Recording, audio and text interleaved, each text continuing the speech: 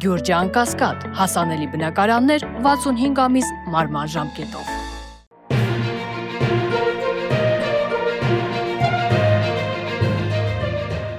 Տարածաշրջանը լցված է սկանդալներով, կոռուպցիա, ձերբակալություններ, մեղադրանքներ եւ բողոքի ակցիաներ։ Բարև ձեզ, Փաստինֆոյի եթերում բաց մի թողեք հաղորդաշարն է, որի շրջանակներում շարունակում ենք հետևել թշնամու ներքին անցուդարձին։ Հունգարիայի հնարավոր ապագա վարչապետ Պետեր Մատյարը հայտարարել է, որ պատրաստ է ձերբակայել Նեթանյահուին, եթե վերջինս ժամանի Հունգարիա հղում անելով միջազգային քրեական դատարանի կողմից տրված օրդերի։ Միաժամանակ Վիկտոր Օրբանի կառավարությունը նախաձեռնել է օրինագիծ, որով նախատեսվում է Հունգարիայի դուրս գալը միջազգային քրեական դատարանից, պատճառաբանելով, թե դատարանը կորցրել է իր անկախությունն ու դարձել է քաղաքականացված կառույց։ Այդ որոշման ֆորմալ պատճառներից մեկն էլ հենց Նեթանյահուի նկատմամբ տրված ձերբակալման օրդերն է։ Ստացվում է բարդ եւ հակասական իրավիճակ։ Մի կողմից հնչում են միջազգային իրավունքի պահանջներին հետևելու հայտարարություններ, մյուս կողմից քայլեր են արվում այդ նույն համակարգից դուրս գալու ուղղությամբ։ ԱՄՆ զինված ուժերի վետերանները կոնգրեսում հակապատերազմական ակցիա են անցկացրել։ Նրանք իրենց համերաշխությունն են հայտնել Իրանի ժողովրդին, ձեռքին պահելով կարմիր կակաչներ։ Ակցիան սակայն ցրվել է իրավապահների կողմից, ձերբակալվել է շուրջ 60 մարդ։ Թուրքիայի ընդդիմադիր հանրապետական ժողովրդական կուսակցության առաջնորդ Օգզյուր Օզելը հայտարարել է, որ ԱՄՆ դեսպան Թոմ Բարաքը անցանկալի անձ է թուրքական ժողովրդավարության համար։ Պատճառը դիվանագետի հայտարարություններն էին Անտալիայի դիվանագիտական ֆորումում, որտեղ նա նշել էր, թե Մերձավոր Արևելքում աշխատող միակ համակարգը բարենպաստ միապետություններն են, իսկ ժողովրդավարական եւ մարդու իրավունքների վրա հիմնված երկրները ձախողված մոդելներ։ Օզելի խոսքով նման հայտարարությունները անընդունելի են հատկապես Թուրքիայում, որը հրաժարվել է միապետությունից եւ ընտրել է հանրապետական ժողովրդավարական համակարգը։ Նա պահանջել է, որ դեսպանը կամ ներողություն խնդրի, կամ դադարեցնի իր դիվանագիտական առաքելությունը Թուրքիայում։ Իրանցի պրոֆեսոր, Հորդանանում Իրանի նախկին դեսպան Մոստաֆա Մոսել Սադեն հայտարարում է, որ ԱՄՆ-ն հազարավոր զինյալներ է տեղափոխել Սիրիայից դեպի Ադրբեջան, Իրաքյան Քուրդիստան եւ Պակիստան, նրանց զինելով եւ պատրաստելով Իրանի դեմ հնարավոր գործողությունների համար։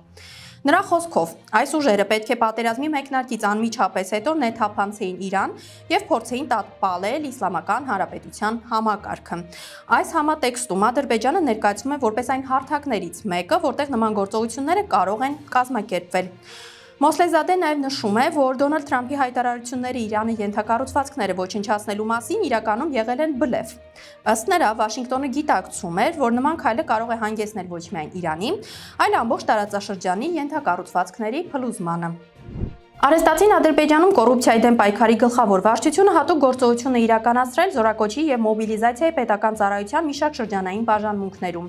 Սաատլուում, Աղդաշում, Գարադաղում եւ բռնազավթված ջրականում։ Հախինազի փոխանցմամբ նրանք մեղադրվում են կոռուպցիոն հանցագործությունների մեջ, փաստացի բացահայտելով այն համակարգային խնդիրները, որոնք տարիներ շարունակ ուղեկցում են Ալիևի ռեժիմի կառավարման մոդելը։ Զորակոչային համակարգում կոռուպցիան վաղուց դարձել է սովորական երևույթ, գրում է Ալիքը։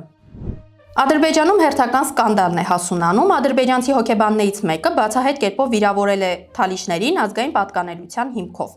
Վիրավորանքի առիթը ընդամենը սոցիալական ցանցի մեկնաբանությունն էր։ Հոգեբանը մեկնաբանողի ազգային պատկանելիությունը պարզելուց հետո հայտարարել է, որ թալիշների մոտ կեսօրից հետո ուղեղը չի աշխատում։ Իրականում այս արտահայտությունը ծանր վիրավորանք է, որը ենթադրում է, թե թալիշները կեսօրից հետո վերածվում են կենդանիների եւ նրանց հետ խոսելն անիմաստ է։ Կարելի է ենթադրել, որ նման բացահայտ ազգային ատելության դրսևորումը կհանգեցնի իրավական հետևանքների, սակայն իրականությունը լրիվ այլ է։ Ալիևի ռեժիմի պայմաններում ոչ ադրբեջանցիների նկատմամբ վիրավորանքներն ու խտրականությունը ոչ միայն չեն պատժվում, այլև փաստացի անպատիժ են մնում, գրում է Ռուշնավաշյա թելեգրամյան ալիքը։ Ադրբեջանական ընդդիմադիր Աբզաս պարբերականը հրապարակել է թալիշական ակտիվության եւ ազգային պատկանելիության հիմքով ձերբակալված Իղբալ Աբիլովի արձագանքը, ուղղված այն աբսուրդ մեղադրանքներին, որոնք տարածում են իշխանական քարոզչական հարթակները։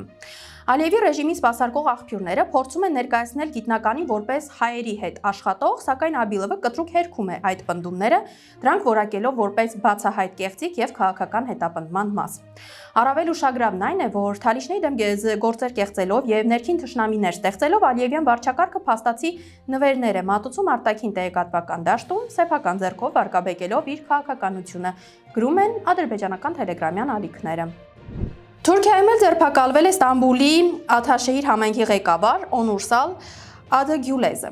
Ըստ տեղեկությունների կաշառք ստանալու, կազմակերպված հանցավոր խմբի ստեղծման եւ տենդերների արդյունքների կեսման մեղադրանքներով ընդհանուր առմամբ ձերբակալվել է շուրջ 20 մարդ, այդ թվում Ադգյուլեզը եւ նրա տեղակալները։ Նշենք, որ Ադգյուլեզը 3 գումարման ընթացքում եղել է Թուրքիայի մեծ ազգային ժողովի падգամավոր, իսկ 2024 թվականից զբաղեցնում է Աթաշեհիր համայնքի ղեկավարի պաշտոնը։ Қырғызստանի Օշ քաղաքում սկանդալ է հասունացել տեղական հյուրանոցներից մեկում տեղադրված խտրական ցուցանակի պատճառով, որտեղ գրված է եղել «Մուտքը արգելված է հրեաների եւ կենդանիների համար»։ Դեպքին արագ արձագանքել է Իսրայելի դեսպանությունը, այն գնահատելով որպես հավասարության եւ մարդկային արժանապատվության սկզբունքների կոպիտ խախտում։ Պարզվել է, որ ցուցանակը տեղադրել է շենքի սեփականատերը, անտեսելով հյուրանոցի վարձակալների առարկությունները։ Ոստիկանության միջամտությունից հետո աղմկահարույց ցուցանակը հեռացվել է։ Արհեստացին Ադրբեջանի առևտուրը նվազում է, տնտեսությունը շարունակում է կախված մնալ նավթագազային ոլորտից։ Ադրբեջանի մաքսային տվյալներով 2026-ի առաջին եռամսյակում երկրի արտաքին առևտուրը կազմել է մոտ 9.4 միլիարդ դոլար, ինչը զգալիորեն պակաս է նախորդ տարվա նույն ժամանակահատվածի համեմատ։ Արտահանումը կազմել է 5.4 միլիարդ դոլար, ներմուծումը 4 միլիարդ դոլար։ Միևնույն ժամանակ արտահանումը տարեկան կտրվածքով նվազել է շուրջ 1 միլիարդ դոլարով, իսկ ներմուծումը ավելի քան 1.6 միլիարդ դոլարով։ Արտահանման կառուցվածքում շարունակում է գերակշռել նավթագազային հատվածը, ապահովելով մոտ 84%, ինչը կրկին ընդգծում է Ադրբեջանի տնտեսության բարձր կախվածությունը էներգակիրներից։ Այսօրվա համար պատրաստել էինք այսքանը։ Fast-Info-ի հաղորդումներին արագ հասանելիություն ունենալու համար կարող եք բաժանորդագրվել YouTube-յան մեր ալիքին։ Մնացեք մեզ հետ։